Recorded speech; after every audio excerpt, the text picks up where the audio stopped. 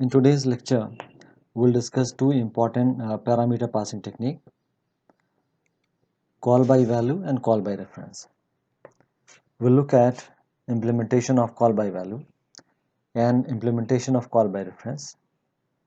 And on the basis of implementation, we'll compare their merits and demerits, their advantages and disadvantages. In what situation, in what scenario call by value is better, in what situation call by reference is better.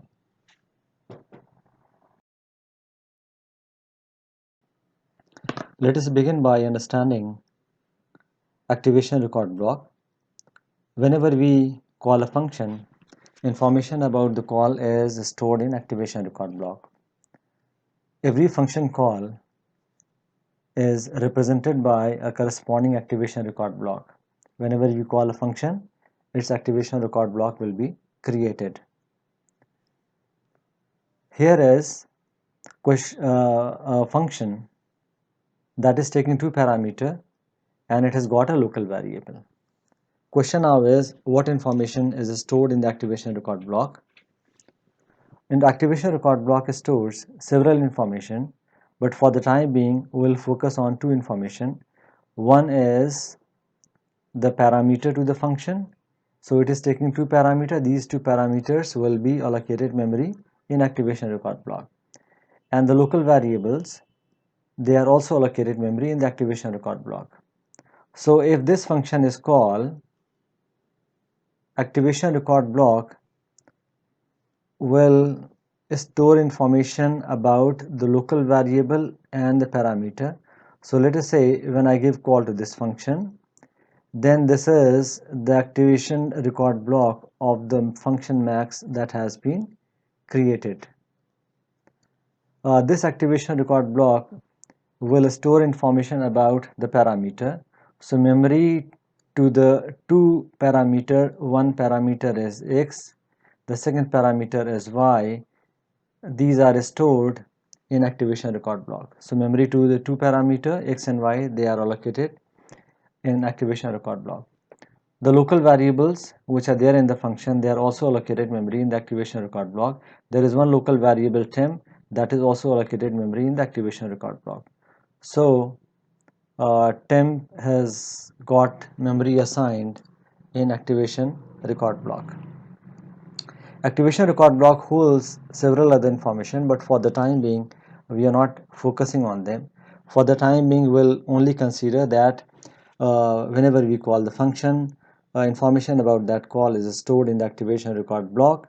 Activation record block holds information about the parameters and about the local variable, in addition to a lot of other information that we will consider later on during the. Next question is, where does activation record block reside? Activation record block reside in function call stack. Let us try to understand this with the help of a small example. I have a program segment shown over here which is containing the definition of three functions, main, abc and xyz. When I give call to a function, activation record block of that function is pushed into the function call stack. So there is a function call stack where I will be storing activation record block. Which is the first function that I'm calling? The first function which is being called is main. So first of all, in the function call stack, activation record block of main is pushed into the stack. And this activation record block will be holding parameters to the main, local variables which are defined in the main function, along with other information. We have already discussed this in the previous slide. Main function is first of all giving call to another function abc. For this function call, now another activation record block is pushed into the stack, and this activation record block is corresponding to the function call to the function abc. And once again this will be holding information, parameters, local variables and another information. Now I start executing the abc function. In abc I am giving call to function xyz. So now this is another call to the function, and once again activation record block of xyz is now pushed into the stack. Now xyz starts executing. After xyz has executed, I return from the function xyz. I return back to the location from where I had come.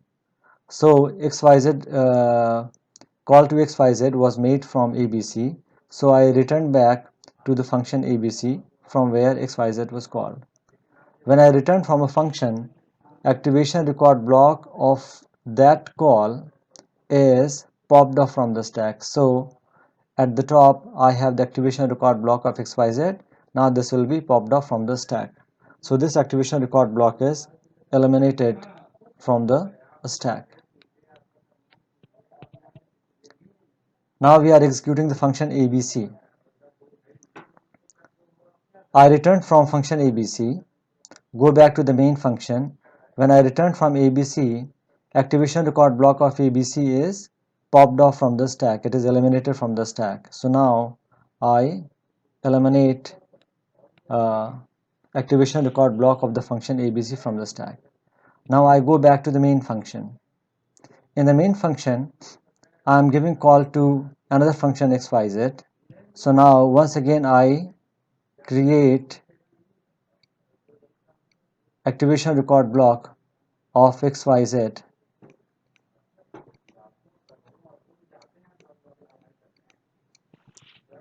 Now once again I start executing the function xyz.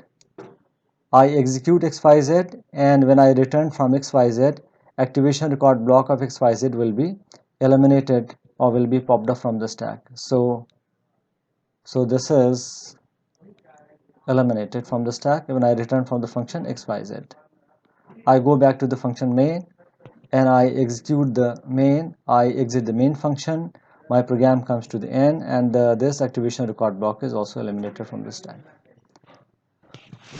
So this is what happens when we call the function. How is a function call stack maintained?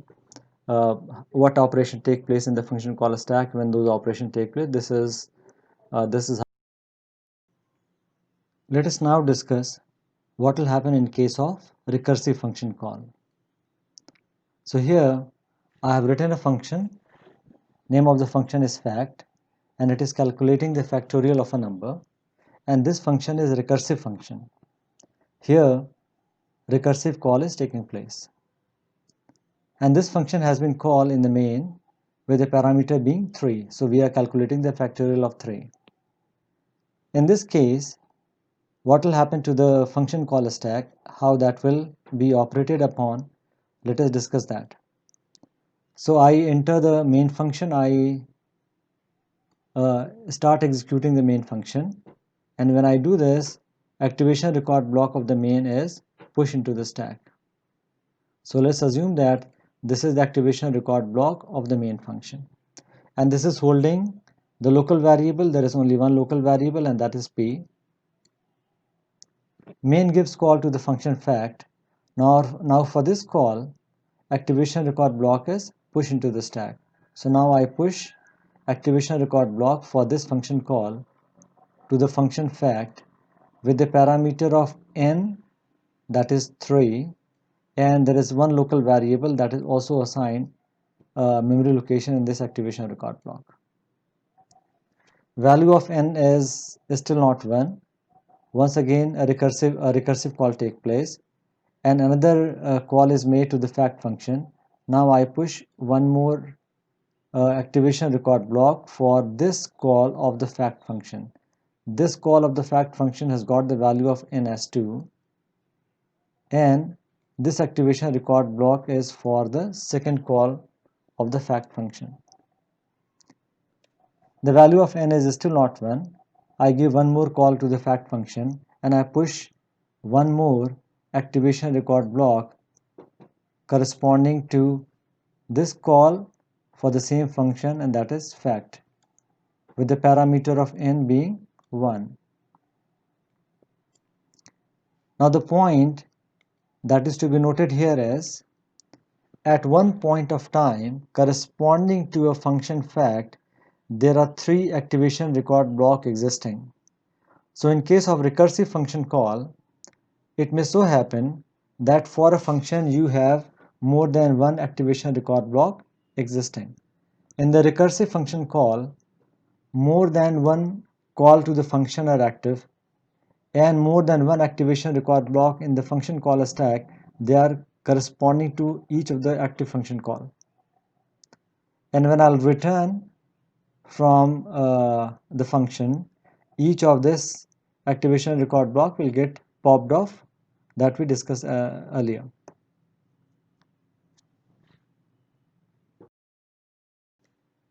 Let us now discuss another example of function call stack. In this example, I have written a function, name of the function is square, and this function is returning pointer to integer. And this function is being called in the main function. So let us draw the function call stack for this program. When I enter the main function call stack corresponding to the main function will be pushed into the stack. So now I create activation record block corresponding to the main function. So let us assume that this is the activation record block for the main function. This will hold the local variable.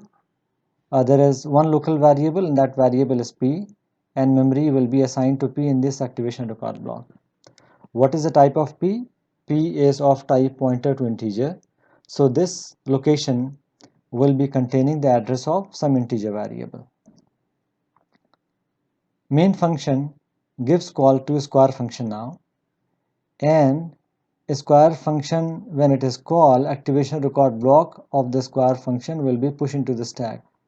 So now I push activation record block of the square function, and this activation record block will be holding the value of the parameter. There is only one parameter, and that is n, and this has been called with the value 4, so the 4 will be residing over here. And this function has got a local variable. The name of the local variable is s, and that is also allocated memory in this activation record block. Now this function square calculates the value of n square, that is 16, and puts it in the location of s. So 16 is stored over here. Now this function, square function returns, and on return, what is information that it returns? It returns the address of s. Address of s will be returned, and it will be assigned to the variable p in the main function. But the point is, when I return, this activation record block will be popped off from the stack. So the location that was assigned to the variable s earlier, that was allocated to the variable s earlier, that location is no more valid for the variable s.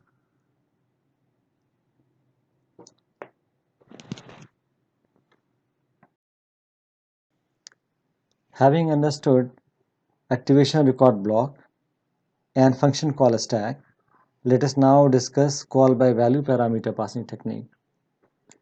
We'll discuss implementation of call by value. We'll discuss its advantage and disadvantage. And in order to explain call by value parameter passing technique, we'll take a small example. Now here is a swap function which is taking two parameters a and b, and the purpose of the swap is clear. It is swapping the values of a and b. It is exchanging the value of a and b. Swap function has got a local variable with the name temp, and in this program there are two global variables x and y which are defined. In the main function, I am giving call to the swap function with the actual parameter being x and y. Now here I'll emphasize that in call by value parameter passing technique, in the call, values of the actual parameter, they are passed to the function. What are actual parameters? Actual parameters are x and y. And what are their values? Their values are 10 and 30. So that means in this call to the swap function, values 10 and 30, they'll be passed to the swap function. X and Y are global variables. Let us assume that memory location number 300, memory location address 300 is assigned to the variable X. And let us assume that memory location 400 is assigned to the variable Y. Let us also assume that this is the activation record block of the swap function. So when I give call to the swap function, this activation record block will be pushed into the function caller stack. So this is the activation record block of the swap function. As I told you earlier, activation record block holds information about the parameters, and it holds information about the local variables. So what is the parameter to the swap function? Parameter to the swap function are A and B. So they are assigned memory location in the activation record block of the swap. So they reside in the activation record block of the swap function. Temp is a local variable. This is also residing in the activation record block. So the memory to the temp is assigned in the activation record block. Now let us start the execution of this function. We are assigning first of all values to the variable X and Y. We are assigning 10 to the variable X in the main function. Memory assigned to X is the location 300. So in this location I am putting the value 10. Followed by this I am assigning value 30 to the variable Y. Memory assigned to the variable Y is 400. So in this location I am putting the value 30. Now I am giving call to the swap function. When I give call to the swap function, activation record block of the swap function will be pushed into the stack, and values of the actual parameter, they'll be passed to the swap function. The values are 10 and 30. So A will get the value as 10 and B will get the value as 30. So that means when I give call to the swap function, before swap function starts executing, I'll set up activation record block, and this location, which is the location for variable A, gets the value 10, and this location gets the value 30, and it is the location of the variable B. After activation record block is set up, execution of the swap function take place. First executable statement is temp is equal to A in the swap function. So to the variable temp, I am assigning the value of A. The value of A is 10. It is picked up from here. The value of temp A is 10. That is assigned to the variable temp. So in this location, I put the value 10. Next statement is A is equal to B. So now A gets the value of B. So this here now I put the value of B, and this gets a the value of B is 30. So here I put the value 30. Next statement is B is equal to temp. Now in this location I put the value of temp. The value of temp is 10, so I put the value of 10. And now the function swap comes to the end. Now have you noticed one thing?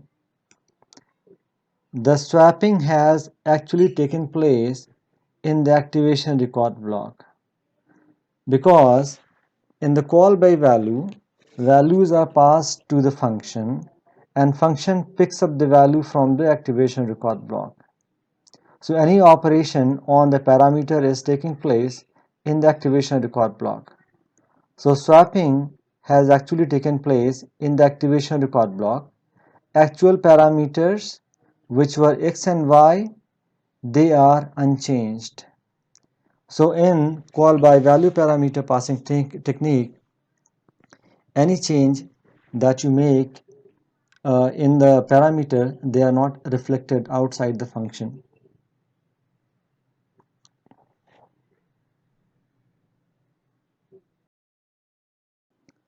Let us now apply call by value parameter passing technique to another scenario. In this example, there is a function named as process. it is taking a parameter struct emp, and the definition of the struct emp is shown over here. Parameter that we are passing to this function is using the call by value. This is where the function call is taking place. In call by value, as I told you, value of the parameter is copied to the activation record block. If this is the activation record block of the function process, so in this activation record block, value of the David, which is the actual parameter, will be copied to this activation record block.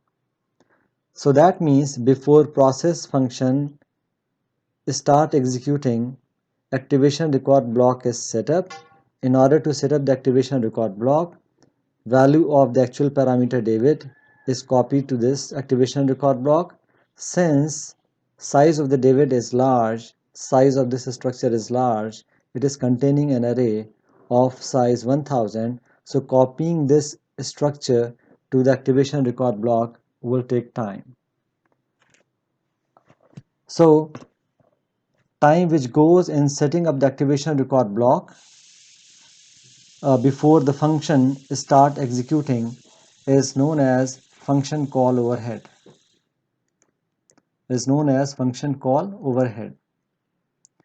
So that means if I am using call by value parameter passing technique and I am passing large size data as call by value, then in that case function call overhead will be more, and passing the large size data using the call by value is not advisable. So that is the drawback, or that is the disadvantage of the call by value. If you use the call by value in order to pass the value having the large size, then it will take the function call overhead is going to be is more. On the other hand, what is the advantage of the call by value? The value of the parameter which the function accesses is available in the activation record block. So it directly accesses the value from the activation record block. So accessing the parameter is comparatively faster as compared to that of call by reference. This will be more clear why it is slower in the call by reference when we discuss the call by reference. But as of now, you can note this down, that in call by value, accessing the parameter is faster than that of the call by reference. But if you're using the call by value for passing the large size data, the function call overhead will be more. So that is the drawback, that is the disadvantage of the call by value parameter passing technique. Let's now discuss next parameter passing technique, and this is call by reference. We'll discuss implementation of call by reference. We'll talk about its advantages and disadvantages, and we'll compare it with call by value. We are using the same example that we had taken earlier. The only difference is now our assumption will be that call to the function swap is using call by reference. Earlier this was using call by value. In call by reference parameter passing technique, we pass addresses of actual parameters to the function. So here actual parameters are x and y, their addresses will be passed to the function swap. Let us assume that the two variables in this program, x and y, let us assume that they have been assigned the address 300 and 400 respectively. So address of x is 300 and address of y is, for example, 400. When the swap function is called, activation record block of the swap function will be pushed into the function call stack. So this is the activation record block of the swap. This stores parameters as well as the local variable. There are two parameters a and b. So activation record block will be holding information about these two parameters a and b, and there is one local variable temp. So activation record block will be containing the location of the local variable temp. Now in call by reference,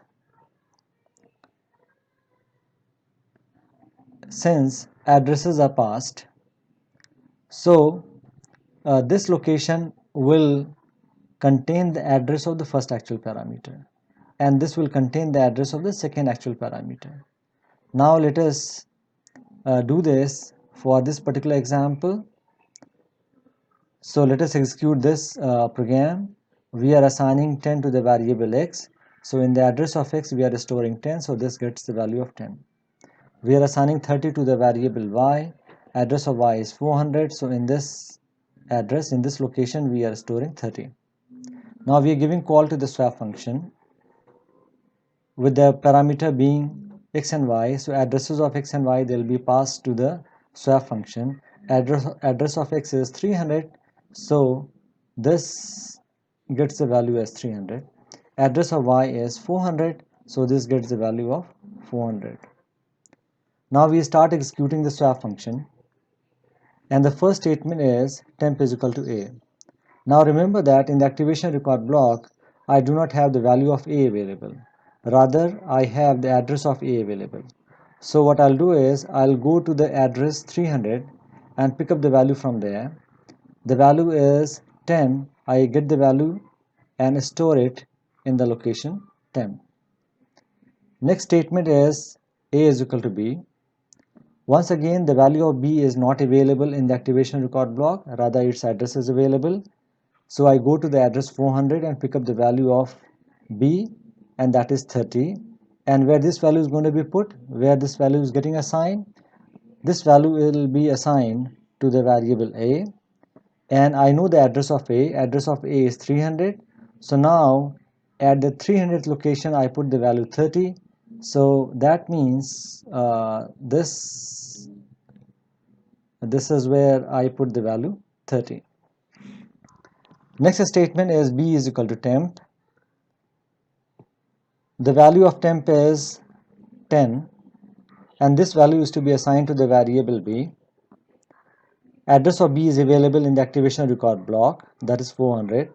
So to the address 400, in the address 400 I put the value of 10. So here I remove this 10 and store the value 10 over here, right? And we come to the end of the swap function. Now if you examine, you will find that swapping has taken place at the original location. So in the call by reference, if you make any modification in the parameters, those modifications will be reflected in the original parameter also. This was not happening in case of the call by value. So that is one major difference that is there between call by value and the call by reference parameter passing technique. Second major difference is, in call by value, the value was available in the activation record block. So whenever I was executing the statement, I was picking up the value from the activation record block. Here what is happening is, I don't have the value available in the activation record block. Rather, I have the addresses available in the activation record block. So now, in order to retrieve the value, I am first visiting the activation record block in order to know the address, and then I am visiting the location in order to know the value. So that means one time to access the parameter now will be more. Earlier, since the value was directly available in the activation record block, so accessing the parameter was faster in call by value. On the other hand, in call by reference, since the value is not available in the activation record block, rather their addresses are available, so I'm first accessing the activation record block, and then I'm visiting that address in order to know the value. So there is so time taken for accessing the parameter will be more in case of the call by reference. So that means I can compare call by value and call by reference based upon this parameter, and this parameter is what is the time taken for accessing the parameter. Time taken to access the parameter is faster in call by value, and time taken to access the parameter is slower in case of the call by reference. Now let's compare call by value and call by reference along another parameter. What will happen if I am passing a very large size data using the call by value and using the call by reference?